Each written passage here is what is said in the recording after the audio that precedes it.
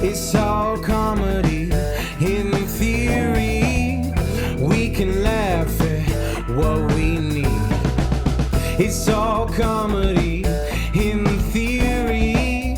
We can laugh at what we want. Welcome to It's All Comedy. In theory, a historic and hilarious look at what and who makes us laugh. I'm your host, Charlie Spink.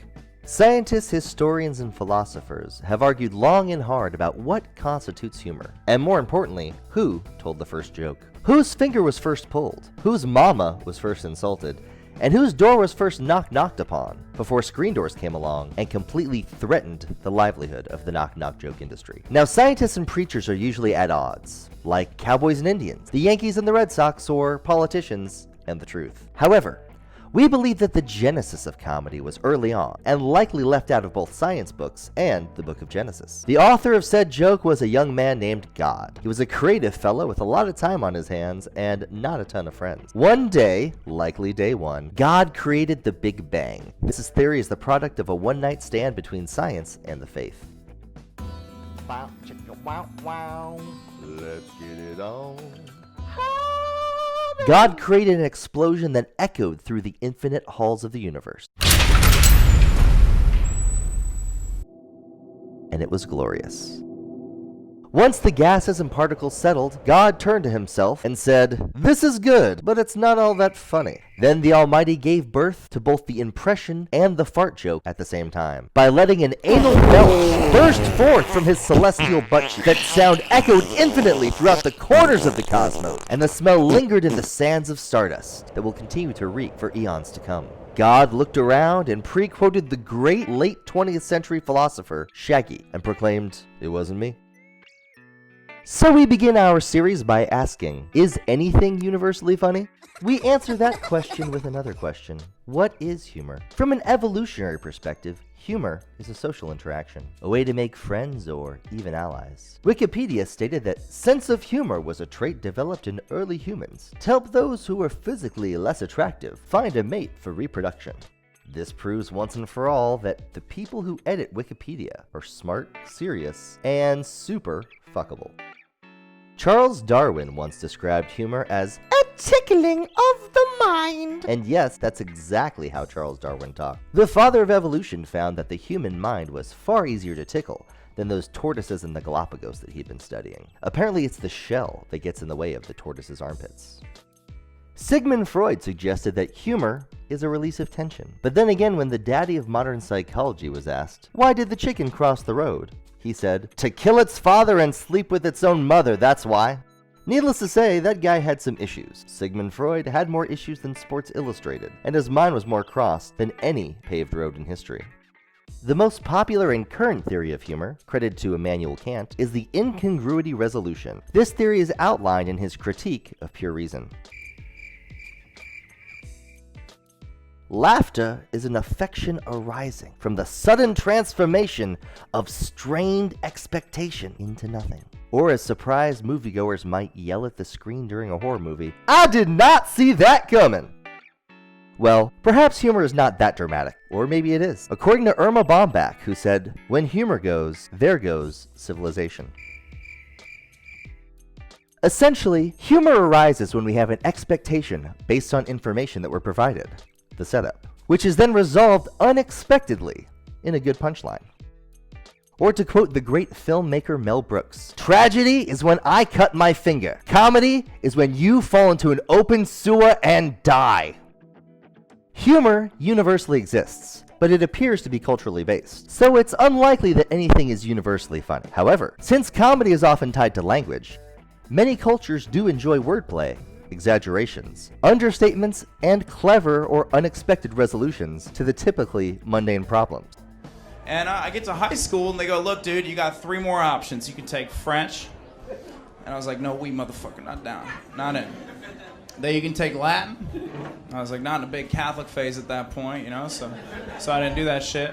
And they go, "All right, Joe, you sure you want to do this? Because your third and final option is Chinese." I was like, "Ni hao, motherfuckers, let's do this shit." So I enrolled in the Chinese program. I got in that shit. I was good at it, dude. I took it for 4 years in high school. I took it in college. I lived there for a year. It was crazy. I got that shit down pat. I speak Chinese well. And the reason I got it down pat is because I looked at Chinese as a series of puzzles, not as a language. And I was dope at puzzles from all that time in the focus class. I could piece that shit together, dude. The thing is, nobody believes that I can speak Chinese. Not even my own father, right? It's like we go out to eat together all the time. We go to restaurants as a family, okay? We have a nice dinner. My dad's always like, hey, Joe, why don't you go ahead and order something from the waitress? And I'm like, Dad, I think that's a terrible idea. He goes, do it anyway. When the waitress comes by, why don't you get us some dumplings?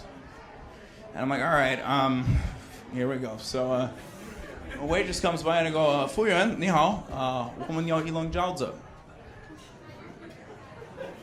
And the waitress looks me dead in the eyes and she goes, get the fuck out of here right now. So we're walking to the parking lot. My dad goes, see, Joe, you can't speak Chinese after all. And I go, Dad, you realize we're banned for life from that Vietnamese place, right? What, you didn't get the joke? Maybe that humor got lost in translation. Fun fact, in Russia, the phrase lost in translation doesn't translate. In Moscow, you'd have seen The Difficulties of Translation, starring Bill Murray, who you may have seen in Day of the Groundhog, or Scarlett Johansson, as you may have seen in The People Who Avenge Things. According to internet sources, humor by country or region can be generally, but not certainly or exhaustively described as follows. Asia. China enjoys puns and wordplay, especially due to the multi-level meanings of the Chinese written system. Japan likes puns and foolish or socially awkward characters. Korea likes taking on societal roles and making humorous observations about others. Asian humorists are clearly the smartest of us all, which is why comics of European descent like myself tend to copy their homework. India's humor pokes fun at certain individuals, groups, or families, especially those from rival regions with different sets of daily practices. Africa enjoys roasting civil infrastructure and societies at large. They also enjoy roasting warthogs, like they did with Pumbaa, in a little documentary I like to call The Lion King. Australia and New Zealand pride themselves on being irreverent and sarcastic. And that's real funny, isn't it, mate? You bet your dingo it is. South America. Brazilians laugh at sarcasm and dry wit as well. They also are known for very thoroughly waxing their genitals. Argentina references their history and national identity as the basis of their humor. Icelandic humor is very dark and quirky, much like their skies. There are some days during the summers where dark humor surrounds them for 22 hours a day, and they only get 2 hours of light humor. Also, the word ice, land, dick. Get it? Got ice and dick together. The laughs are all shriveled up. Whew, that's a cold one. Real cold. Europe. Russia and Eastern Europeans engage in bitter, dark, clever, and sarcastic jokes. Germany delights in political satire, social taboos, and World War, which can be hilarious. Here's my quick impression of German humor. Hey, do you know what 9 means in Germany? No. Exactly. That brat is simply the worst. Get it? The brat, it is not the best, it is a brat worse. It makes it sound like it is poor in quality, but it's actually just the name of the cuisine. Southern Europe enjoys regional satire and nationality differences. Britain and the UK enjoy self-effacing ironic humor, and they like to poke fun at what is societally acceptable. Kind of like the way Americans do. The British are coming! The British are coming! Not only is that my favorite quote from the Revolutionary War, it's also the title of the only pornographic film ever produced by the BBC.